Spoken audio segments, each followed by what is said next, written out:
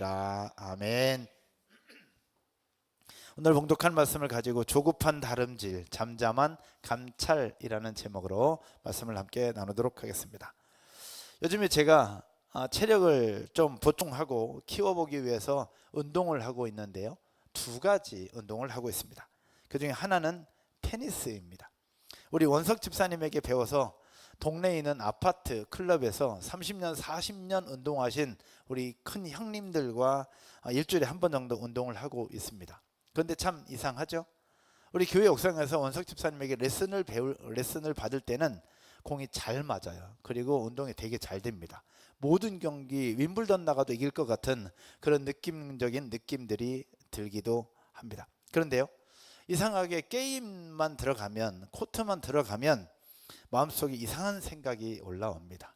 이겨야 된다, 치면 안 된다, 그리고 나와 함께 하고 있는 짝꿍에게 민폐를 끼치면 안 된다라는 생각이 들기 시작하면서 온몸에 힘이 들어가요.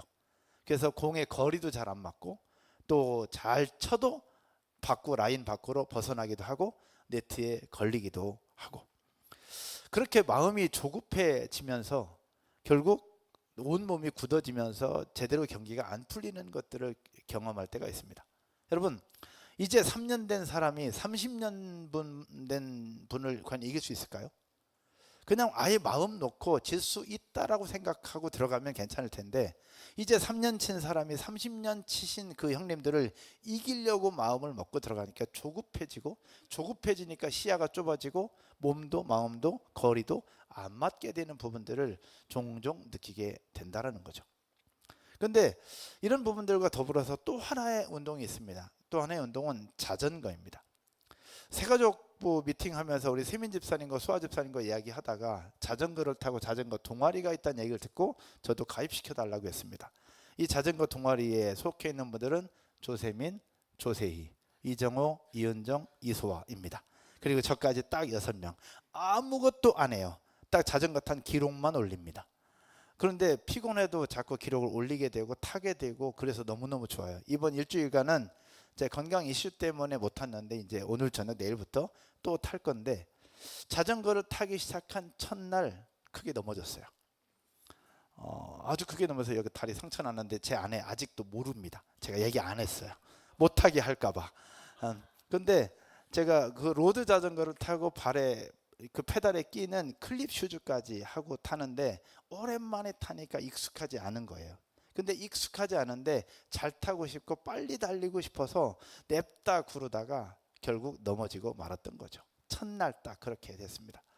그러면서 이 넘어진 자전거를 일으키고 다시 페달을 구르기 시작하면서 느낀 생각이 뭐냐, 자꾸 마음이 조급해지니까 멀리 못 보고 바로 앞만 보고 실수를 하게 되고 몸이 굳어지게 되고 더 멀리 못 보게 되는구나 라는 그런 생각들을 하게 되었습니다. 테니스라는 운동도 그렇고 자전거라는 것도 그렇습니다. 그러면서 한번 스스로 생각을 해볼 때 과연 신앙적인 과는 어떠하냐라는 겁니다. 신앙적인 것도 자꾸 우리의 마음이 조급해지면 더 멀리 계시고 더 큰 일을 이루시는 하나님을 바라보지 못한 채 내 바로 앞에 있는 문제만 집중하게 되고 문제만 바라보게 된다라는 생각들을 동시에 하게 되었죠. 사랑하는 성도 여러분, 직장에서 열심히 하는 것, 또 사업에서 열심히 하는 것, 사업장을 성장시키기 위해서 열심히 하는 것 다 좋고 필요하다고 생각합니다. 해야 합니다. 그러나 문제는 열심히 달리는 게 문제가 아니라 바로 뭐냐? 조급함 때문에 쫓겨서 달리는 것, 그리고 조급함 때문에 시야가 좁아진 상태로 뭔가를 해보려고 하는 것, 이것이 문제가 될 수 있다라는 겁니다. 빨리 결과가 나와야 되는데 하는 그 순간, 이겨야 되는데 하는 그 순간, 이 기회를 놓치면 안 되는데 하는 그 순간 시야가 좁아지면서 하나님은 보이지 않고 결국 앞에 문제만 크게 보일 수 있다라는 이야기입니다. 운동하면서 깨달은 부분들인데, 이번 주에 말씀을 묵상하면서도 이 말씀을 함께 보았어요. 오늘 보게 된 이사야서 18장의 사람들이 바로 그러했습니다. 이사야서 18장의 내용은 잠깐 배경을 살펴보면 지금으로부터 2800년 전입니다.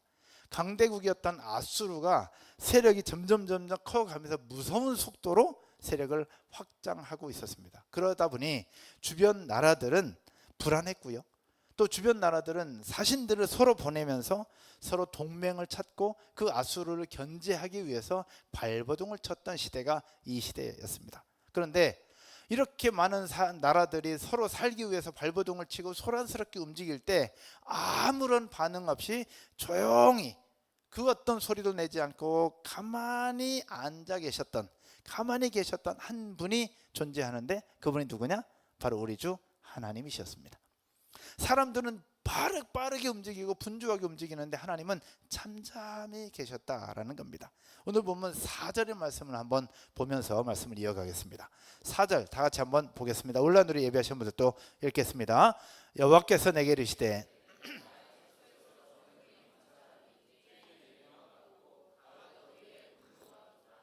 아멘.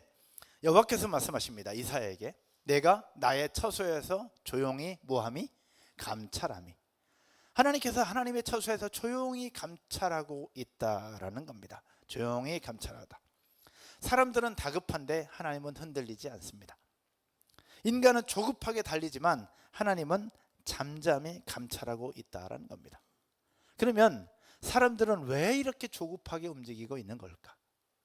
또 반대로 하나님은 왜 그렇게 이 분주한 상황 속에서 왜 조용하게 감찰하고 계시는 것일까?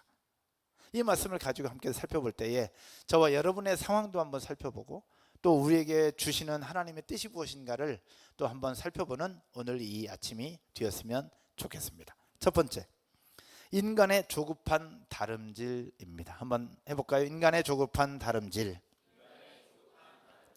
당시 상황 속에서 유다에게 있어서 가장 큰 위협은 아수르였습니다.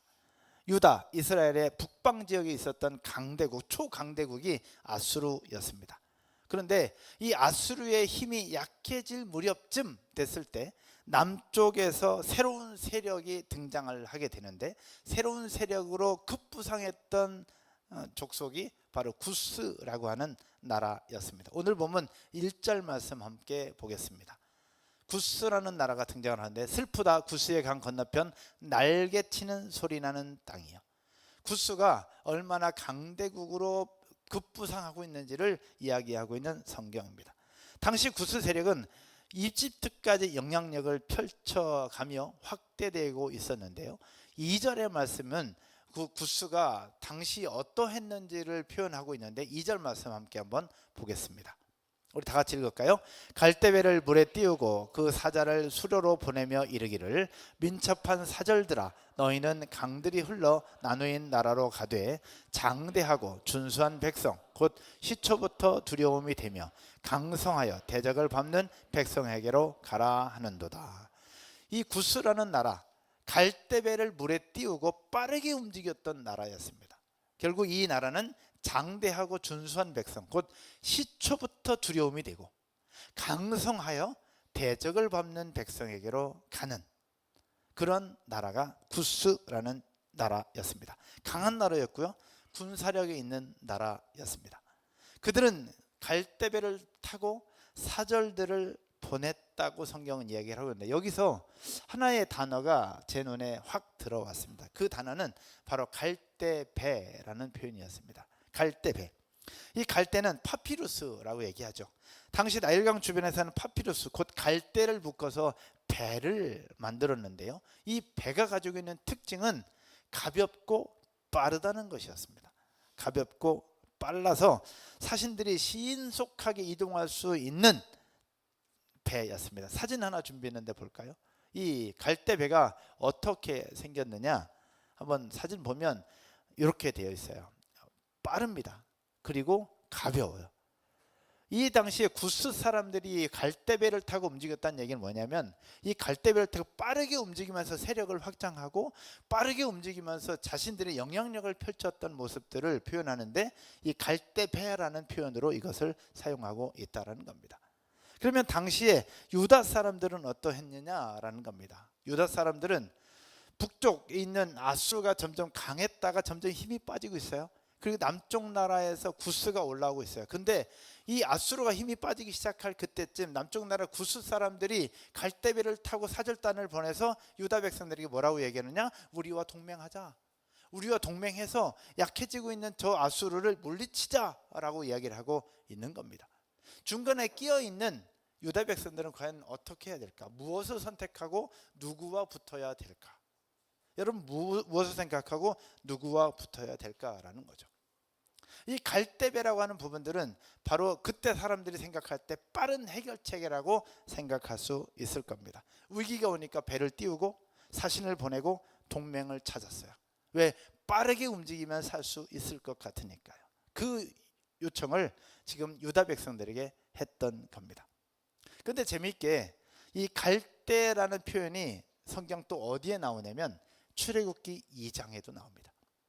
출애굽기 2장에 모세의 어머니 요게벳이 바로 모세를 3개월 동안 숨기다가 결국 더 이상 숨길 수 없어서 나일강에 내려놓죠.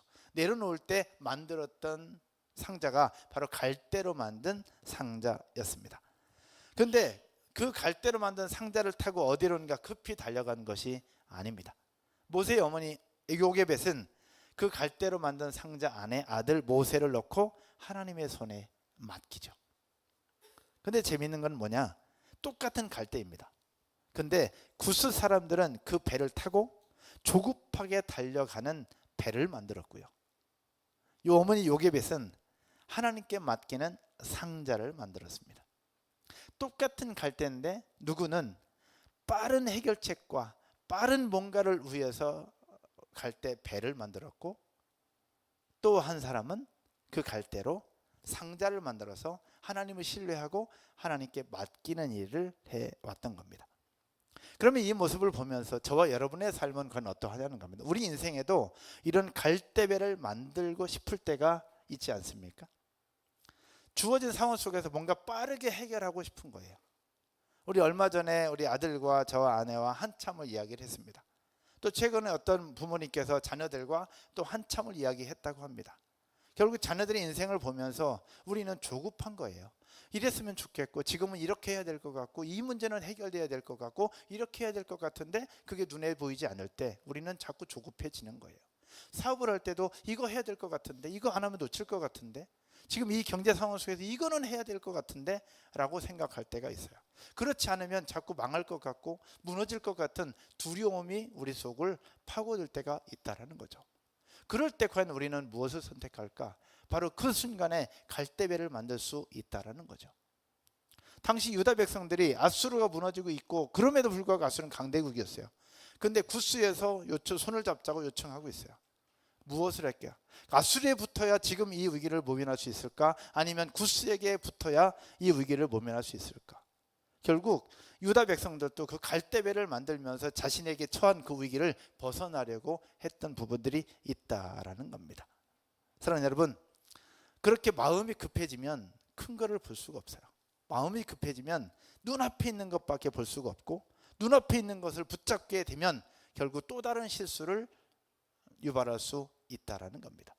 제가 테니스를 칠 때도 자전거를 탈 때도 결국 멀리 보지 못하고 조급해지다 보니까 그 속에 실수가 있고 넘어지는 결과가 낳는 것처럼 우리의 삶에서도 그럴 수 있다라는 거죠.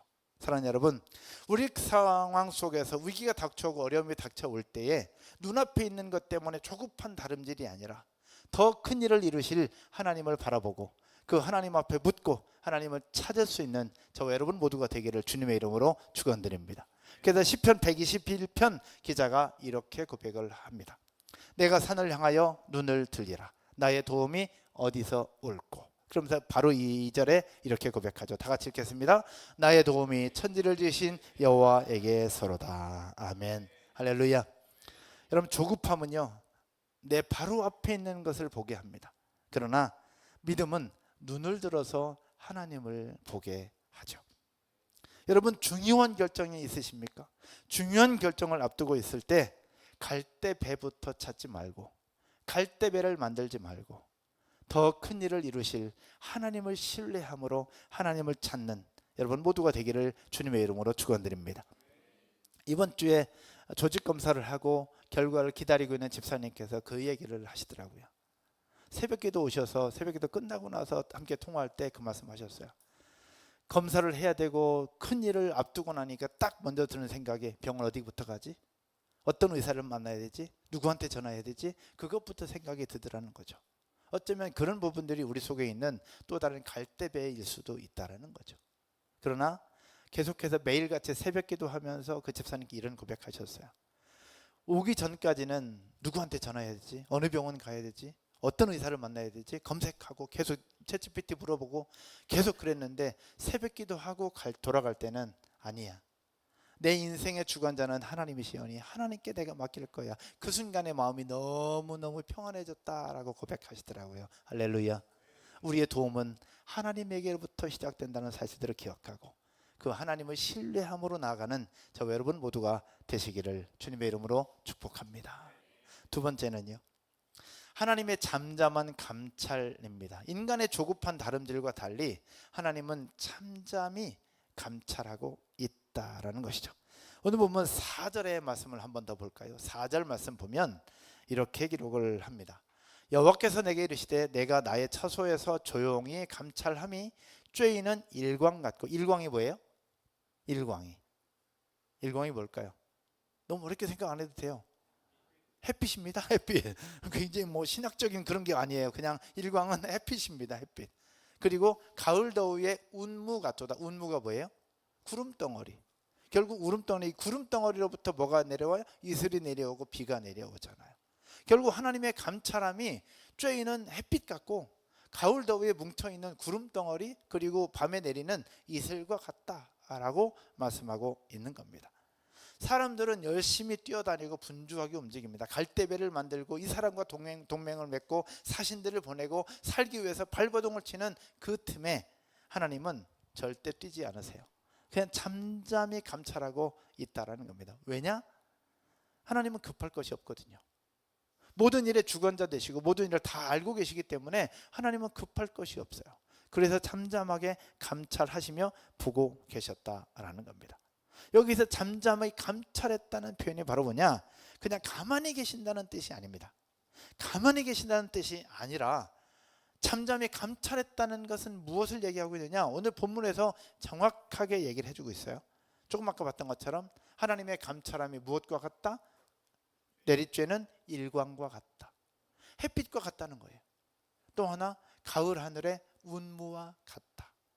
결국 구름덩어리, 그 구름덩어리 통해서 비를 내려주고 그 다음에 이슬을 내려주는 것. 여러분 생각을 한번 해보자라는 겁니다. 햇빛이 소리를 냅니까? 소리를 내지 않아요. 햇빛이 내가 지금 포도를 익히고 있다, 그렇게 말씀 안 하신단 말이에요. 햇빛은 아무 소리 없이 조용히 내리쬐고 있어요. 밤에 내리는 이슬도 내가 지금 이슬을 내리고 있다, 잔디를 적시고 있다, 나무를 적시고 있다, 그렇게 말씀하세요? 아니에요. 아무 소리 없지만 그냥 조용히 이슬을 내리시면서 땅을 적시고 나무를 적시고 결국 그렇게 이 땅을 적시고 있는 분이 바로 이슬과 같다라고 표현하고 있는 겁니다. 소리는 없지만 일하고 있다라는 겁니다. 조용하지만 생명을 키우고 있다라는 겁니다. 눈에 잘 보이지 않지만 결정적인 일을 하고 있는 분, 그분이 바로 우리의 하나님이고 이것이 하나님의 일하심인 줄로 믿으시기를 주님의 이름으로 축복합니다. 혹시 여러분 기도하시면서, 요즘에 기도하시면서 하나님이 왜 이렇게 잠잠하게 계시지? 왜 아무 일도 하지 않으시지? 라고 생각되는 분이 혹시 계십니까? 자녀를 위해서 기도하고 있는데 우리 자녀들이 아무런 변화가 없는 것 같고, 사업을 위해서 기도하는데 길이 열리지 않는 것 같고, 가정의 문제를 위해서 기도하는데 상황이 그대로일 때가 있죠. 부모님의 건강을 위해서 기도하는데 전혀 차도가 보이지 않고, 이렇게 1년 갈지 2년 갈지 알 수 없는 상태로 계속해서 진행되고 있을 수도 있다라는 겁니다. 그럴 때 하나님은 우리에게 이 말씀을 통해서 위로를 주시는 줄로 믿습니다. 따라서 한번 해볼까요? 내 눈에 보이지 않아도 나는 지금도 일하고 있다. 내 눈에 보이지 않아도 나는 지금도 이 내리쬐는 햇빛처럼, 그리고 가을 하늘의 운무처럼 지금도 너희를 보고 있고 지금도 너희를 위해서 일하고 있다라고 말씀하시는 하나님의 음성을 듣는 이 아침이 되기를 주님의 이름으로 축원드립니다. 단지 우리가 원하는 속도와 하나님이 원하시는 속도가 다르기 때문에 우리가 느끼지 못하고 있는 거죠. 여러분, 하나님의 침묵은 하나님의 부재가 아닙니다. 하나님의 침묵은 우리 눈에 보이지 않고 우리가 알 수 없지만 하늘의 햇빛처럼, 그리고 가을 하늘에 내리는 이슬처럼 하나님은 지금도 일하고 있다는 사실들을 믿고 신뢰함으로 그 하나님을 바라보고 하나님을 믿으시기를 주님의 이름으로 축원드립니다. 하나님이 어떻게 일하고 계시는가를 보면 알 수 있는데, 오늘 보면 7절에서 설명하고 있습니다. 7절에 놀라운 반전이 일어나요. 이스라엘 백성들, 유다 백성들이 있어요. 강대국이었던 그 구스, 그들이 힘을 의지할 수밖에 없었던 그 구스인데, 하나님은 그 구스를 어떻게 바라보고 계시느냐. 7절 말씀 함께 보겠습니다. 온라인으로 예배하시는 분도 같이 읽을까요? 그때에 강들이 흘러 나누인 나라에 장대하고 준수한 백성, 곧 시초부터 두려움이 되며 강성하여 대적을 받는 백성이 만군의 여호와께 드릴 예물을 가지고 만군의 여호와의 이름을 두신 곳 시온산에 이르리라. 아멘. 앞에서 구스는 유다가 의지하고 싶었던 강대국이었잖아요. 빠른 배를 타고 사절단을 보내며 결국 신흥 세력으로 급부상했던 나라가 구스였습니다. 스스로의 힘을 자랑하던 나라였습니다. 그런데 오늘 본문에서 마지막에 어떻게 되느냐, 그들이 하나님께 예물을 가지고 시온으로 옵니다. 그 강대국이었던 구스, 그 사람들이 예물을 가지고 시온, 곧 예루살렘으로 올라온다라는 것, 이것이 바로 하나님의 시야였습니다. 하나님의 큰 섭리였죠.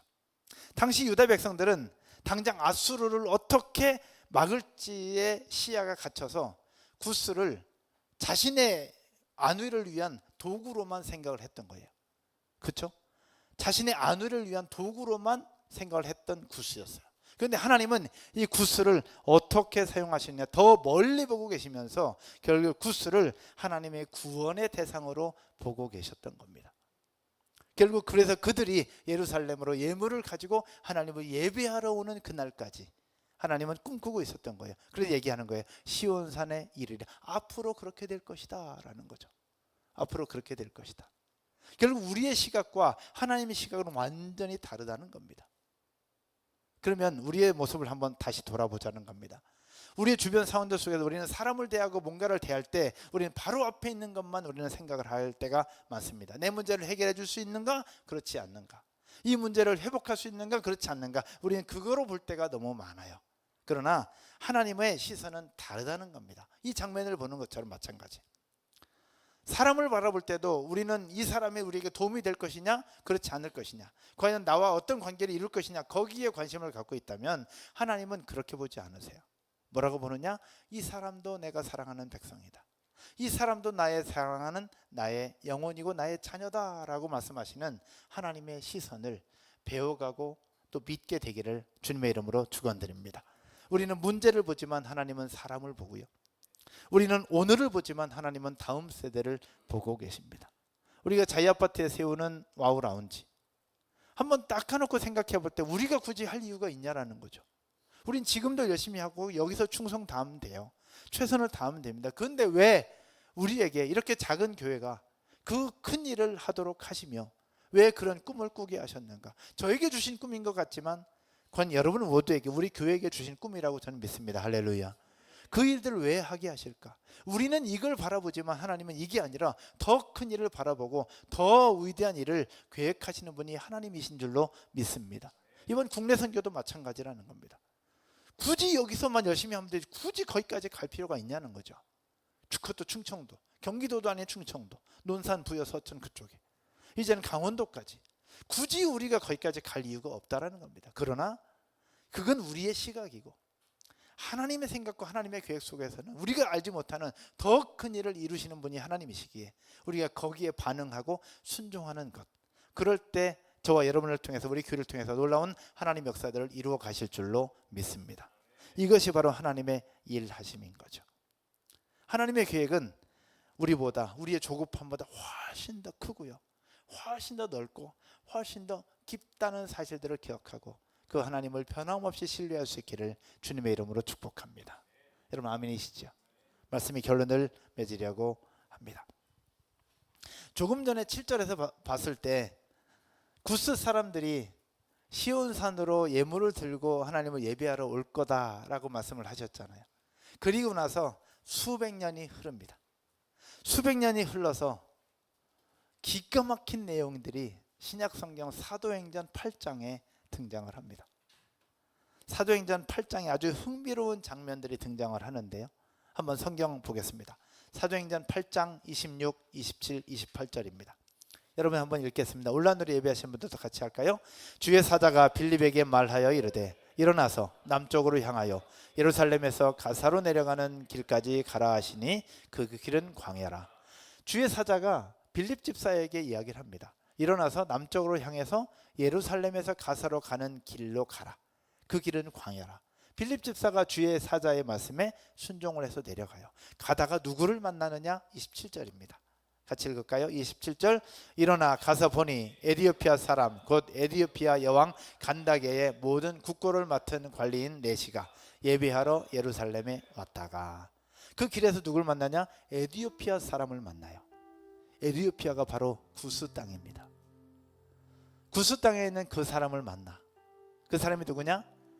에디오피아 여왕 간다게의 모든 국고를 맡은 관리인 네시가 뭐 하러 왔다가? 예배하러 왔다가 예루살렘에서 내려가는 중이었습니다. 그러면서 마지막 28절 같이 한번 읽을까요? 같이 읽겠습니다. 돌아가는데 수리를 타고 선지자 이사야의 글을 읽더라. 마침 공교롭게 선지자 이사야의 글을 읽고 있어요. 우리가 지금 어떤 말씀 보고 있어요? 이사야의 말씀을 보고 있어요. 여러분 놀랍지 않으십니까? 이사야서 18장의 이야기, 구스 땅의 이야기, 갈대배를 타고 세력을 확장하면서 빠른 해결책을 찾으려고 했던 그들의 이야기. 그런데 수백 년이 흐른 이후 사도행전 8장에서 이 구스 땅에 있었던 에디오피아 사람 그 네시가 바로 빌립 집사를 만나서 하나님을 예배하는 이야기, 그 이야기를 우리가 지금 보고 있는 겁니다. 이 이후의 이야기를 보면 이 네시가 이사야서 글을 읽고 있어요. 그 모습을 보고 빌립 집사가 얘기를 합니다. 당신이 이 글을 깨달을 수 있느냐? 라고 물어요. 그랬을 때 이 네시가 뭐라고 했느냐? 내게 지도하는 사람이 없는데 내가 어떻게 깨달을 수 있습니까? 라고 얘기합니다. 그래서 그 얘기를 듣고 빌립 집사가 마차에서 내려서 그 현장에서 그 네시에게 예수 그리스도의 복음을 전합니다. 예수 그리스도의 복음을 전하고 그 네시는 그 현장에서 세례를 받고, 그리고 나서 사도행전 말미에 뭐라고 했냐? 그는 기쁘게 길을 감으로 라고 기록하고 있습니다. 수백 년이 흐른 이후에 그 지역에 있었던 그 사람이 예루살렘에 예배하러 왔다가 내려가는 중에 7 집사 중에 하나였던 빌립을 만나고, 그 속에 예수 그리스도의 복음을 듣고 영접함으로 말미암아 새로운 인생을 살아가는 이 역사, 이걸 우리가 어떻게 설명할 수 있을까? 유다 백성들의 시각으로는 지금 당장 아수르에 붙을 것이냐 구스에 붙을 것이냐 그것만 생각했어요. 결국 빠른 갈대배를 타고 다니는 이 구스 사람과 연결되면 위기를 모면할 수 있을 거다, 그것만 생각했어요. 그러나 하나님은 그게 아니었어요. 구스 사람들을 수단으로 본 것이 아니라 구스를 구원의 대상으로 바라보셨고, 그들이 예루살렘 올라와서 하나님을 예배하는 그날이 올 거다 라고 말씀하시고, 수백 년이 흐른 이후에 빌립 집사는 그 속에 있었던 그 내시를 만나고 그에게 복음을 전하면서 결국 하나님의 나라를 이어가시는 이 하나님의 위대하신 역사, 이걸 우리가 어떻게 설명할 수 있겠습니까? 사랑하는 여러분, 이사야 시대는 세상의 힘을 자랑하던 구스가 등장합니다. 그러나 세월이 흐른 후에 그 지역에서 온 한 사람, 바로 하나님을 예배하고 이사야서를 읽다가 예수 그리스도를 만나게 됩니다. 하나님 우리가 생각하는 것보다 훨씬 더 긴 호흡으로 이 땅을 이끌어 가시고 주관하시는 분이십니다. 할렐루야. 그렇다면 우리의 모습을 한번 돌아보십시다. 우리의 모습은 어떠합니까? 길게 오늘 점심 이후에도 우리는 생각할 수가 없어요. 점심 이후에 어떤 일이 벌어질지 예상은 하지만 확실하진 않습니다. 내일부터는 어떤 일이 벌어질까? 한 달 뒤, 1년 뒤. 그러나 하나님은 10년을 넘어 수십 년, 수백 년, 수천 년이 흘러도 하나님의 약속은 변함이 없으며, 하나님은 그 일들을 끊임없이 정확하게 완벽하게 이끌고 계시는 분이 우리 주 하나님이심을 믿으시기를 주님의 이름으로 축원드립니다. 우리는 오늘 응답을 원하지만 하나님은 때로는 세대를 넘어서 응답하실 때가 있더라고요. 우리 안수집 사님과 양화진 다녀왔을 때 그걸 봤잖아요. 지금 당장이 아니라 하나님은 수십 년, 수백 년 이후에 하나님 역사를 이루어 가시는 것. 그래서 저는 믿음에 대해서 이렇게 정의를 해보고 싶습니다. 어디서 들은 얘기는 아니고요. 이 말씀을 묵상하면서 이런 생각들을 해봐서 자막으로 준비했는데 한번 볼까요? 믿음은 하나님의 속도를 믿는 것이다. 아멘이십니까? 여기 이렇게 쓰고 싶어요. 믿음은 하나님의 속도를 믿는 것이다. 손병세. 이렇게. 우리와 속도가 다른데 그 하나님의 속도를 믿고 그 하나님의 속도를 신뢰하는 것, 이게 믿음이구나. 이게 믿음이구나. 인간은 여전히 조급해서 계속 다름질하지만 하나님은 참잠히 감찰하시면서 우리 모든 것들을 다 꿰뚫고 계시고 주관하고 계시는 그 하나님. 오늘도 그 하나님을 신뢰하고 이번 한 주간도 그 하나님을 신뢰하며 이번 국내 선교 가운데 또 준비하고 있는 와우라운지 어린이 교회 가운데 그 하나님의 역사와 하나님의 일하심을 변함없이 신뢰하며 하나님의 속도를 믿고 나아가는 저 여러분 모두가 되기를 주님의 이름으로 축원드립니다. 축원드립니다. 자리에서 한번 일어나셔서 우리 찬양 드리고 기도하시죠.